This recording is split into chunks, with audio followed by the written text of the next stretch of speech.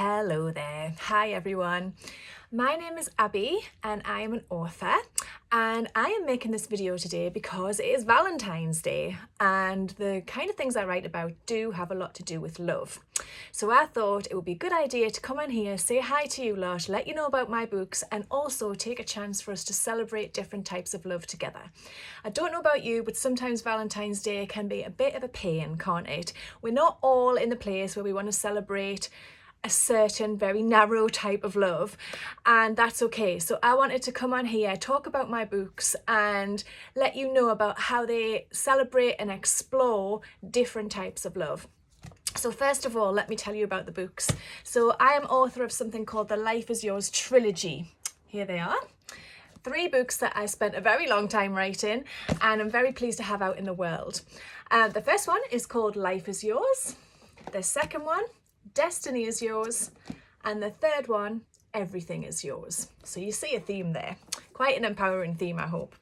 So basically this trilogy is based on a year in my own life, way back in 2006, where I went through a pretty difficult, oh that's an underestimation really, but a pretty difficult heartbreak. We've all been there, we've all had our hearts broken at some point, whether we were part of that process or not. And it's hard, it's really hard, but it's part of the human experience to experience what it is to lose love. And I was so kind of inspired by the year that I had. So when it happened to me, it happened at the beginning of the year in January, around New Year, and then transpired that I had this really crazy year of ups and downs that was magical at times and terrible at times. And because I've always loved writing, I thought I am going to write a series of novels based on that year. So that is how the Life is Yours trilogy came about. Although it's based on my experience, it is properly fictionalized. So there's lots of stuff in here that definitely did happen the way it is written, but there's lots of stuff in here that is from my imagination. The characters are from my imagination. Certain order of events has changed. Oh, it's great being an author because you get to create worlds. It's brilliant. So I just wanted to make that clear that it is based on my experience, but it is not exactly how it happened. It's up to you to kind of guess what might be real and what might not, but actually just enjoy the stories. So what I wanted to say in these videos that I am going to post throughout today on Valentine's Day, I've got my snuggly red jumper on to celebrate love, is that the Life is Yours trilogy explores and kind of really gets under the covers with 4 different types of love. There's probably more, but the 4 that I have identified are unrequited love, the love in a friendship, soulmate love, and the most important one, self-love. So I'm going to do 4 different videos today that explore each type of love. So this is the first one, and we are going to look at unrequited love. Let's get the difficult one out of the way, right? As I say, we've all been there. It's really hard when you're in love with a person and you want to give them your whole heart and soul, and for whatever reason, they don't want that. And it could be that this has gone on for years, it could be a new thing. Whichever way you look at it, it's difficult, it's challenging, and it is not a very pleasant part of the human experience, but we've probably all been there in some measure. So in the Life is Yours trilogy, the main character, Jess, there she is there, she breaks up with her fiance right at the start, and so most of this book is her coming to terms with unrequited love and allowing it to transform into something else. In fact, the whole of the trilogy really is about how she unwittingly transforms the grief and torment of heartbreak into like the most magical year of her life. So she doesn't know that's on the cards, but that's what happens throughout the journey, and it becomes a year of incredible self-discovery, but she doesn't know that at the start. Her heart is broken. So I've found a very short reading, see my little post-it notes here, that I'd like to read out to you that describes what Jess might be feeling. So let's just get to that page. It's towards the beginning of the book. Yeah, here we go.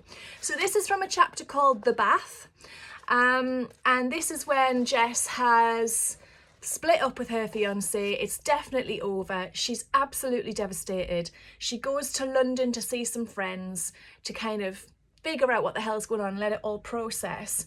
And then she comes back home to the northeast of England, kind of based on my accent.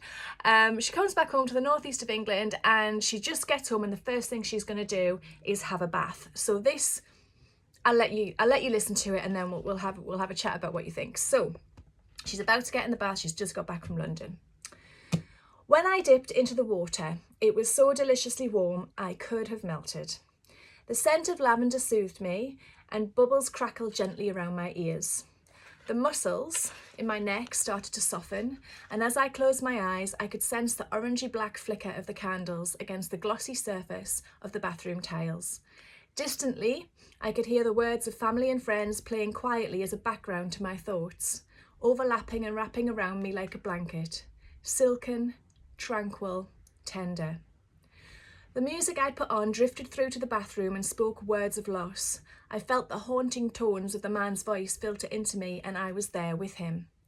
And I am trying to glow in the darkness of your old love, but it seeps slowly through the cracks we made, and I'm lost. I'm lost. The tears were flowing into the bath before I knew what was happening, but this time they weren't painful or sharp. They were soft and true. They were silent and real. They flowed into the bath like a tap, and everything felt so watery and silky and warm. My lips, my nose, my eyes, my ears, my knees, my elbows, my toes all seemed to be part of this magnificent outpour. I hadn't known it before, but these tears were the real ones. Now I was really crying. Now I was really listening. So that's just a little snapshot of Jess's world, and it feels like things might be a bit hopeless. You know, I don't know if you've ever had a nice warm bath when you're sad. It tends to magnify the sadness, maybe brings you into your own experience in a deeper way, and I think that's what happened to Jess in that scene. But I don't want you to lose hope, because there's another 2 books where that came from, and the whole of the rest of this book. There is hope for Jess, and that unrequited love, that energy and that strength that she's putting behind the unrequited love is going to change into something else. So I will be back later in the day with more videos about different types of love in the Life is Yours trilogy, and we will see where Jess goes. I have tried my best to put together videos that do not give spoilers so that you can still enjoy the trilogy if you haven't read it yet, but it just gives you a little taste into all these different types of love and how they fill up our life and how it's what makes life worth living, really. So I hope you have a beautiful day. I will see you soon with another video. Mwah! Thank you for listening. Bye.